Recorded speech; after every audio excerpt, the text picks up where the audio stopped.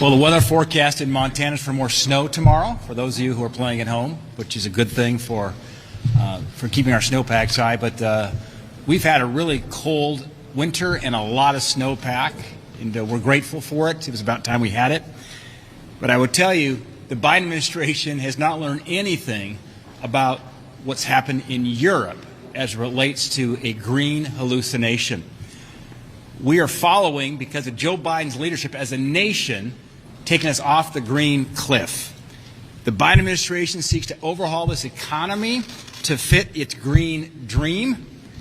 But I've said this back home, and I'll say it here. As you think about the future of energy in our economy, you can't burn today's bridge until you build and validate the future bridges. Democrats want to tear down and eliminate conventional sources of energy when renewables are not yet ready for prime time. This administration started off by killing the Keystone XL pipeline. That comes right into Montana, 1 million barrels a day from our friends in Canada, banning gas stoves while inflation rages. And now, maybe they made this announcement when we were out of town, but Montanans are shaking their heads. What are they thinking about to mandate that 2/3 of our new vehicles have to be electric by 2032? In Montana, we haul crops, we haul cattle, we haul them long distance. We need reliability. As I mentioned, these batteries don't work that well when it gets real cold, and it'll be snowing tomorrow in Montana, and we're getting into the back half of April. By the way, in Montana, we have 85 charging stations. That is one for every 1,700 square miles. States out in the West, big states like Montana, like Wyoming, cannot make anything that Biden's proposing work.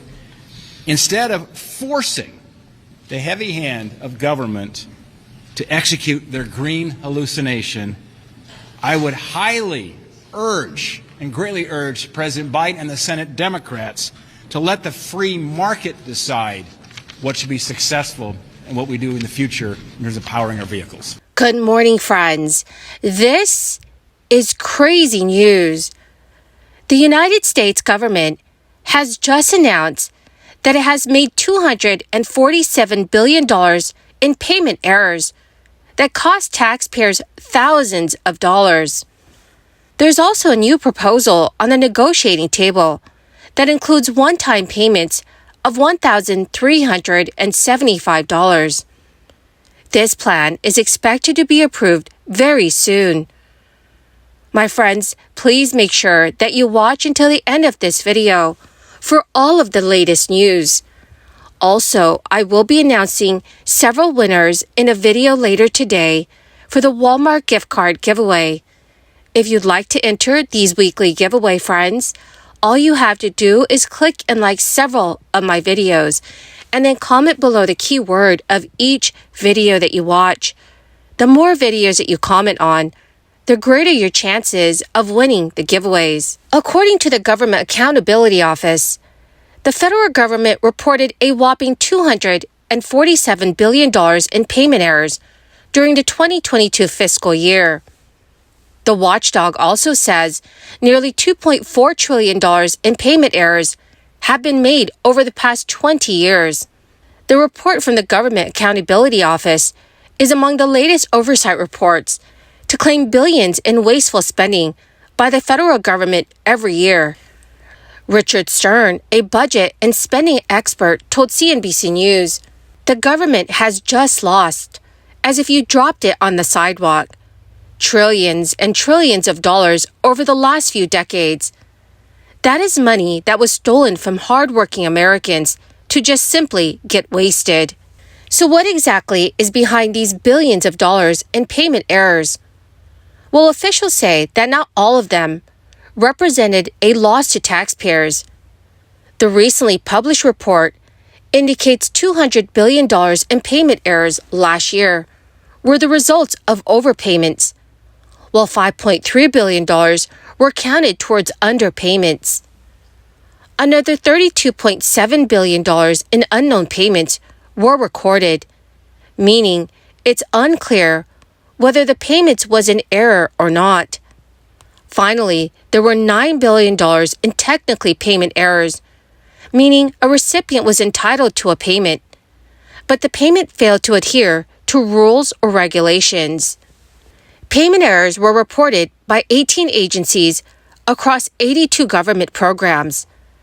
The vast majority of these errors were made under 5 programs: Medicaid, Medicare, the Paycheck Protection Program, unemployment insurance, and the Earned Income Tax Credit. The U.S. Government Accountability Office has identified improper payments as a material deficiency or material weakness on federal audit reports since 1997.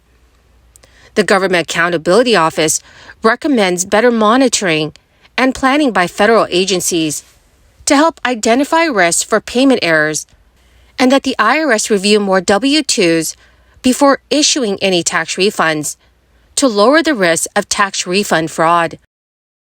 According to government officials, while Congress and federal agencies have made efforts in recent years, more work remains to be done to improve payment integrity. So, dear friends, what are your thoughts on all of this? Please let me know what your thoughts are in the comment section below. A proposed bill in the Minnesota House of Representatives could provide state taxpayers with some extra money in the near future. The bill, which was proposed by State House Democrats this week, included a tax plan that would return $1.25 billion of the state's $17.5 billion budget surplus back to taxpayers. These check payments would start off with a value of $275, with joint filers receiving $550 checks, as well as an additional $275 for every dependent. These check payments would start off with a value of $275, with joint filers receiving $550 checks, as well as an additional $275 for every dependent, capping off at $1,375 for joint filers with 3 dependents. Democratic Representative Aisha Gomez told reporters this week, "The crisis laid bare the harsh realities of this economy for working class and middle class Minnesota residents.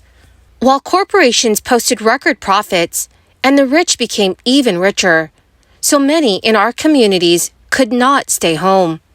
A total of about 2.5 million state taxpayers would be eligible for these payments should the legislation pass.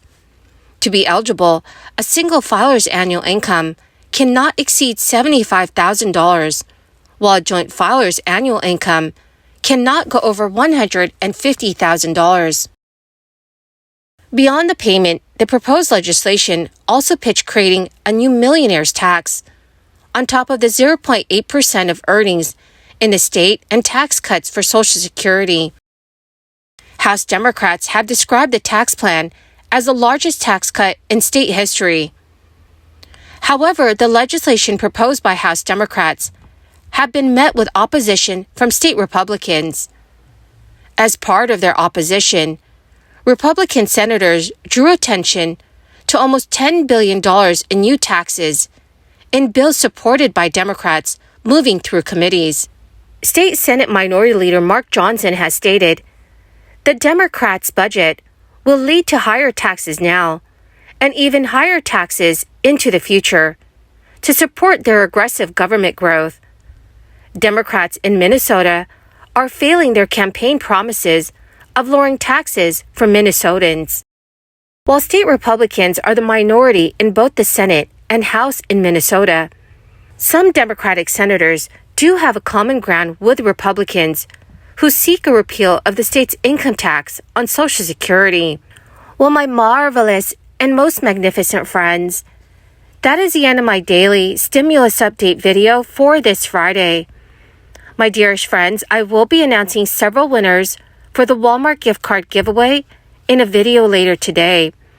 If you'd like to enter the weekly giveaway, friends, all you have to do is click and like several of my videos and then comment below the keyword of each video that you watch. The more videos that you watch and then comment on, the greater your chances, my friends, of winning the giveaways. Thank you and have a wonderful and very blessed Friday.